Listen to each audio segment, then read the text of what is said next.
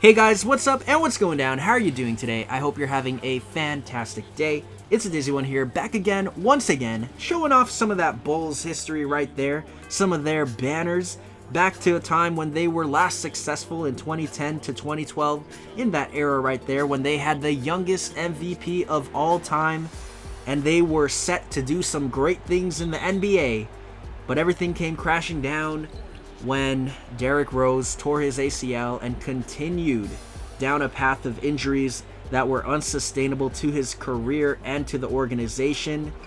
And now Michael Jordan is trying to do the impossible, which is bring his team back from 3-0 to get the victory. And we'll see if he can do that, because he is undefeated in the finals in real life, but we are just utterly dominating the Chicago Bulls, trying to sweep them on their own home court, but Jordan fighting every which way. And if you guys paid attention to that opening sequence where we were just getting rebound after rebound after rebound, that's pretty much been the story of this series. We've been dominating the Bulls on the interior because their best players down low have been Lauri Markkanen, Wendell Carter Jr., and then their next best player down low is Thaddeus Young.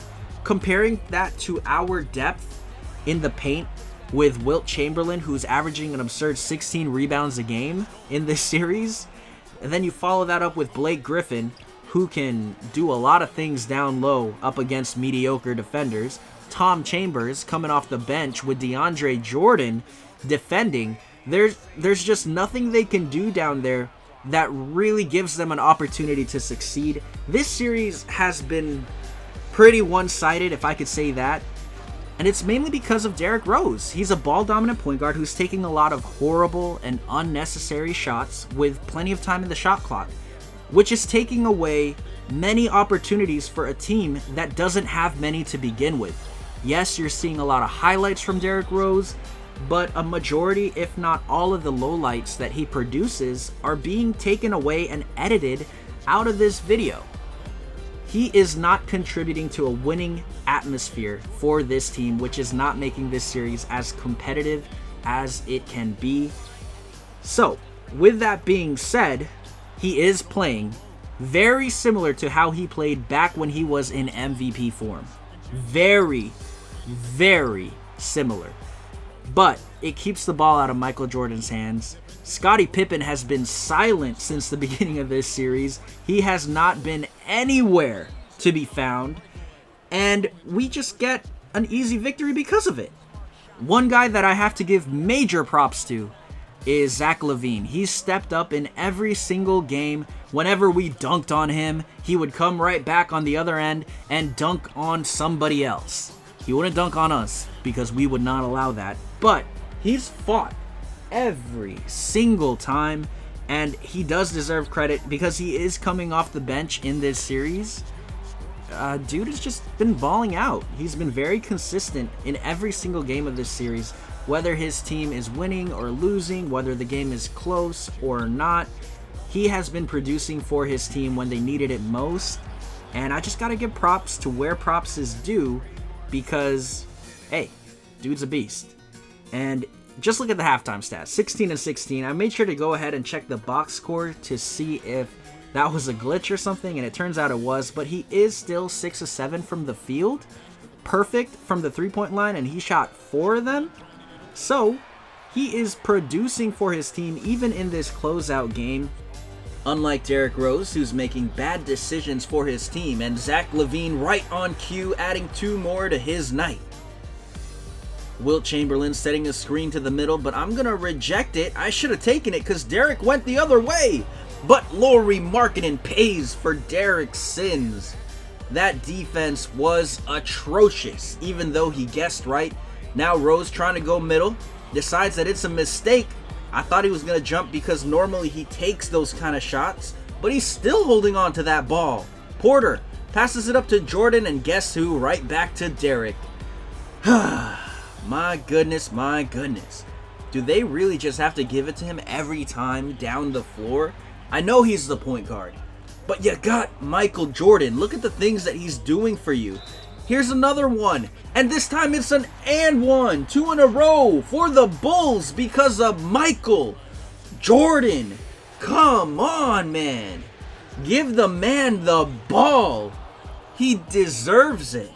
He's doing everything right, but he just can't get enough possessions because Derrick Rose is taking all these horrible shots. Carter Jr. passes it out to Levine. And I can already say this might be a good decision. He passes it up, but it gets rejected. He should have just went all the way. And I think he could have gotten a fancy dunk out of it. Rose in the corner. Baited the shot. Horrible shot by Rose. He knew I was baiting it and he still decided to take it. I'm dunking it on top of... Is that Scotty? I don't think it was. But that would have been nice if it was. Here's the fader. It's no good. Board by Porter. Up to Jordan. 4. Was it 3? It was! They're cutting the lead back down to 4. 1 minute 40 remaining.